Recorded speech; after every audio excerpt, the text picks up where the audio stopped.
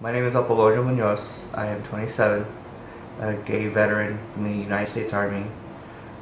Currently work with veterans, and for the past couple years have been somewhat of a voice for gay veterans in the area.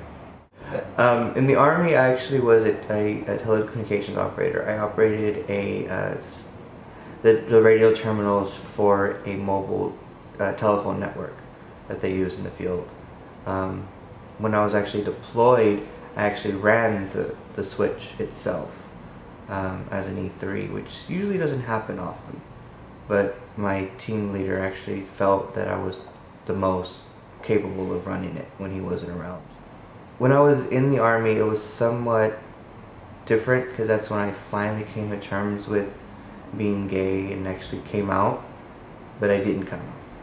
I actually had to hide who I was from my fellow soldiers. Only a very select few of my friends knew who I really was, and even then it was kept very hush-hush. I had to end up living somewhat of a double life, and I don't understand how people do that. For me, after almost 2 years of doing it, it just was exhausting. One life as a soldier, one life out of uniform.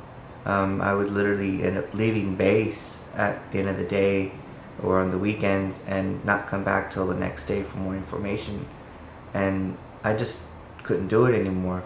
When I ended up going home for my R&R leave, when I was deployed, I had already been out for a while, and my friends found out and they welcomed me with open arms back home. So that's when I realized it was okay. I actually was seen at a straight bar with another soldier, another male soldier. Rumors started to escalate shortly after. And for almost a year I denied him. It's just after a year of being deployed, soldiers had nothing else better to do but talk. And I just got tired of it, and I was like, look, yeah, that was me. I was at that bar. I was with another guy. So what? When I actually did come out, I actually was asked by the command off record about the rumors, and I told her, I was like, well, yeah. So she was like, so are you gay? And I was like, well, ma'am, yes I am. So she was like, okay, well, now this is out in the open, what do you want to do?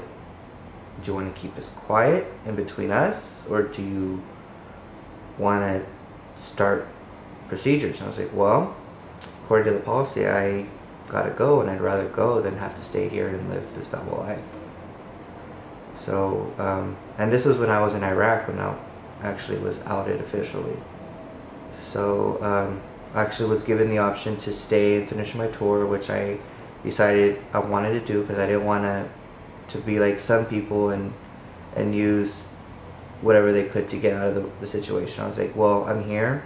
I still have 3 more months to go. Why not finish it? Were you in combat? Yeah. I was in Baghdad when this happened.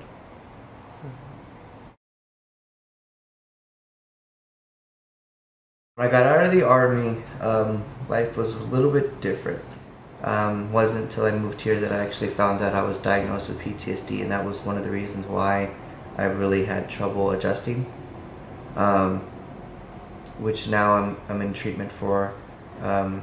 Also, the therapist has mentioned that there are some issues with me being outed that compounded the PTSD also.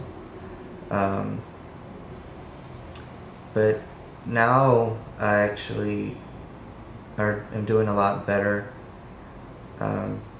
Still go through the same troubles that other soldiers do when they readjust.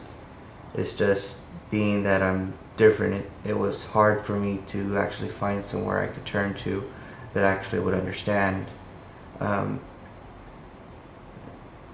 Slowly once I moved here to Los Angeles, I fell into social work and learned that just because I was turned away by the military doesn't mean that I couldn't do something with myself. So I ended up becoming a social worker for veterans, and have been, well, actually, from what I've been told, I really don't like this, but I've been told that I'm one of the best advocates there is here in the LA area for veterans, because I don't like hearing no for an answer when it comes to taking care of a vet. And just because that I'm gay, the clients that do know, they don't care. They see it as you put uniform on, you went to war, and you came back. Because it's not an issue when you're over there. Like some of the politicians think that soldiers are going to be worried that their buddy's going to get them in the foxhole. That's not the case. When you're over there, the only concern you have is if your buddy's going to be able to shoot straight and will get your back when something happens. They don't... sexuality is not an issue. You barely have time to even think about anything sexual related while you're in a war zone, because you're too busy worried about how you're going to live the next day.